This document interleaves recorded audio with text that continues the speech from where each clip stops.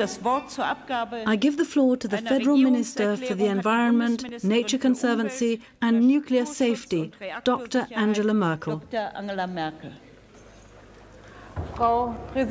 President, ladies and gentlemen, the reactor catastrophe in Chernobyl 10 years ago was by far the most serious incident in the history of the domestic use of nuclear power. The event caused great suffering for countless people and made large areas uninhabitable. Here I would like to particularly thank our parliamentary colleague Erika Schuchart, who has dealt with this problem in great detail. I give the floor to Professor Erika Schuchart.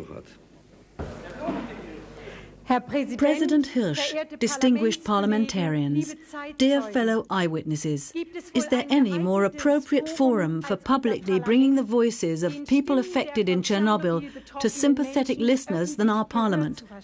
These voices have frequently not been heard due to all the often absurd playing around with numbers. Our concern about the safety standards of reactors in the East, which the previous speakers have dealt with in their presentations, arose from the suffering of these people. In order to share my allotted time in solidarity with the affected persons of Chernobyl, I will now lend them my voice. There's Tatiana, a 14-year-old from Belenitsky, Belarus.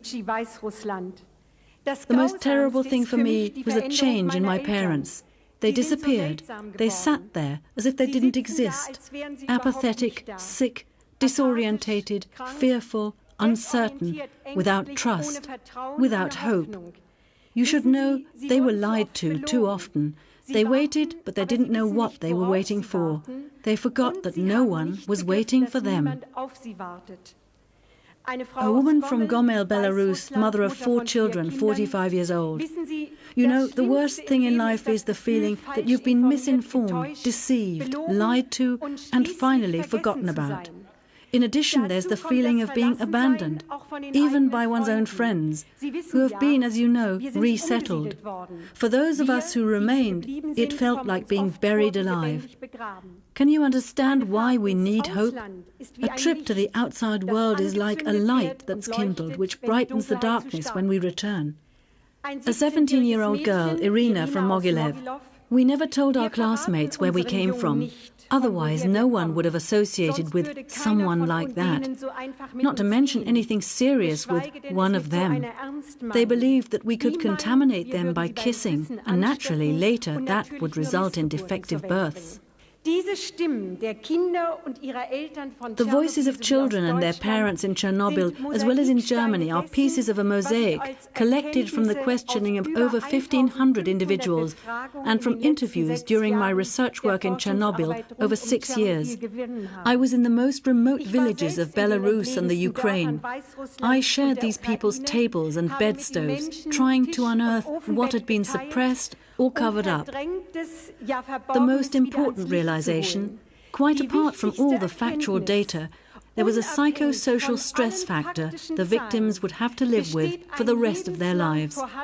This was the consequence of the nuclear accident, a ruthless insistence that one had to learn to live with Chernobyl.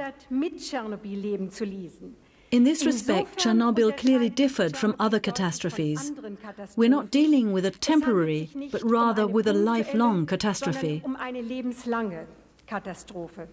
From this perspective, the final recommendations under consideration are a first step, and I hope that we will succeed, so that we can proceed to the necessary complementary steps in all the responsible committees for life-changing psychosocial assistance.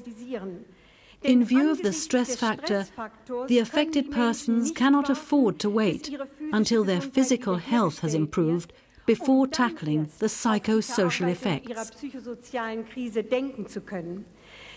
They no longer need fish, they need fishing rods and people who can teach them to fish.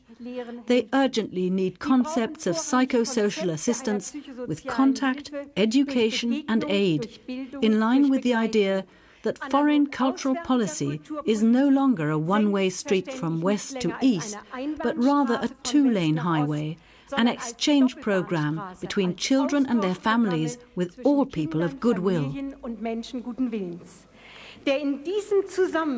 The so-called culture shock, often mentioned in connection with the experiences of these children of Chernobyl during their visits in the West, is a phantom, a delusion, erecting artificial walls in the minds.